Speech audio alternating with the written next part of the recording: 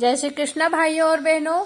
आज के वीडियो में मैं आपको इंदिरा एकादशी की कथा सुनाने जा रही हूँ। यह कथा बहुत ही पावन है। इसमें बताया गया है कि राजा इंद्रसेन ने किस तरह से श्राद्ध पक्ष में आने वाली एकादशी का अपने परिवार सहित व्रत करके उसके फल का संकल्प अपने पिताजी के नाम दिया, जिससे कि उनकी मोक्ष हो गई।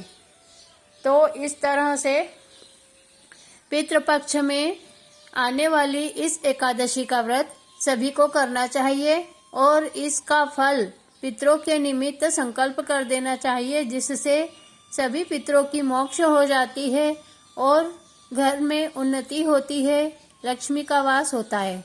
तो चलिए मैं आज आपको इंदिरा एकादशी की यह पावन कथा सुनाती हूँ।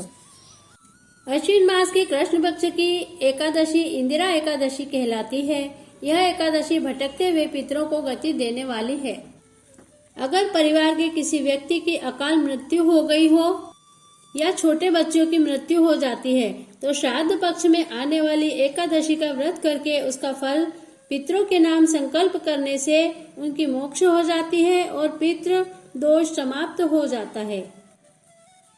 इसे श्राद्ध एकादशी भी कहते हैं। एकादशी के दिन पितरों का श्राद्ध करें, पितरों का तर्पण करें, उन्हें तिलांजलि दें और उनके नाम से इस 11 का व्रत करके इस व्रत का संकल्प पितरों के नाम कर दें, जिससे उनकी मोक्ष हो जाए और प्रसन्न होकर हमारे ऊपर कृपा करें।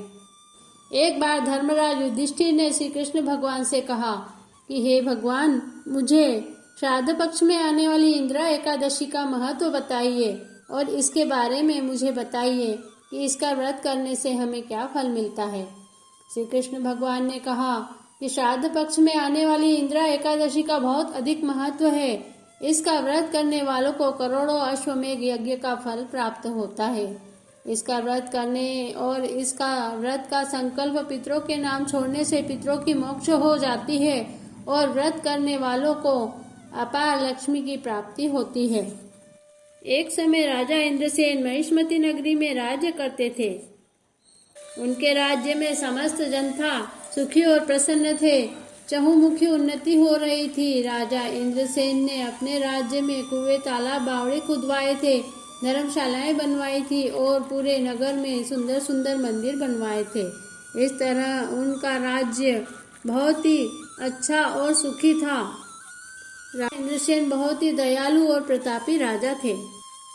एक दिन ब्रह्मा जी के पुत्र नारद जी स्वयं राजा के महल में पधारा और उन्होंने इस तरह कहा कि हे राजा, मैं अभी अभी यमलोक से आया हूँ। वहाँ पर तुम्हारे पिता अत्यंत दुखी हैं क्योंकि उन्होंने इंदिरा एकादशी का अधूरा व्रत किया था। इसी कारण उनकी मोक्ष नहीं हुई है और वह अत्यंत दुखी है। अतः उन्होंने संदेशा भेजा है कि अगर मेरा बेटा और पोता इंदिरा एकादशी का व्रत करके उसके फल का संकल्प मेरे नाम से छोड़ दे तो मेरी मोक्ष हो जाएगी। अतः हे राजन, तुम अपने पिता की मोक्ष के लिए इंदिरा एकादशी का श्राद्ध और व्रत करो और उसका फल तुम अपने पिता के नाम से संकल्प करो, तभी तुम्हारे पिता की मोक्ष होगी।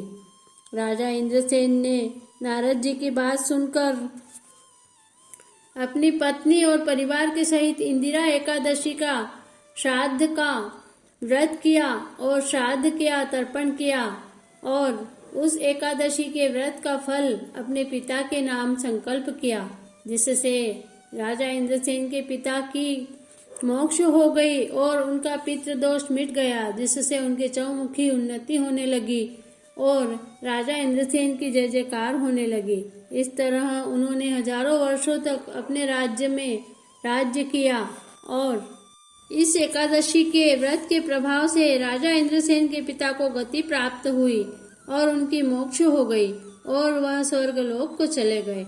इस तरह जो कोई भी इंदिरा एकादशी का व्रत अपने पितरों के निमित्त करता है, उनके पितरों की मोक्ष हो जाती है और वह अपनी 7 पीढ़ियों को तार देते हैं और सभी को मोक्ष प्रदान करवाते हैं। इस तरह इंदिरा एकादशी का व्रत करने का बहुत अधिक महत्व है और यह एकादशी सभी को करना चाहिए। इस एकादशी के दूसरे दिन बारस के दिन पितरों के निमित्त वस्त्र दान करें और उन्हें 5 कपड़े देवे, खाने पीने की वस्तुएं दान करें और ब्राह्मणों को दक्षिणा देवे, गायों को घास खिलावे, चिड़ियों को दाना डाले। इस तरह पितरों के निमित्त कार्य करने से पितरों की मोक्ष हो जाती है। बोलिए 11 माता की जय, इंदिरा एकादशी माता की जय, श्री विष्णु भगवान की जय। अच्युतम केशवम राम नारायणम कृष्ण दामोदरम वासुदेवम भजे, श्रीधरम माधवम गोपिका वल्लभम, श्री जानकी नायकम श्री रामचंद्रम भजे, श्री राधिका नायकम श्री कृष्णचंद्रम भजे। आप सभी प्रत्येक इंदिरा एकादशी पर यह पावन कथा सुनते रहें। कृपया हमारे चैनल को सब्सक्राइब कीजिए। हमारे चैनल पर प्रत्येक एकादशी की कथा सुनिए। जय श्री कृष्णा।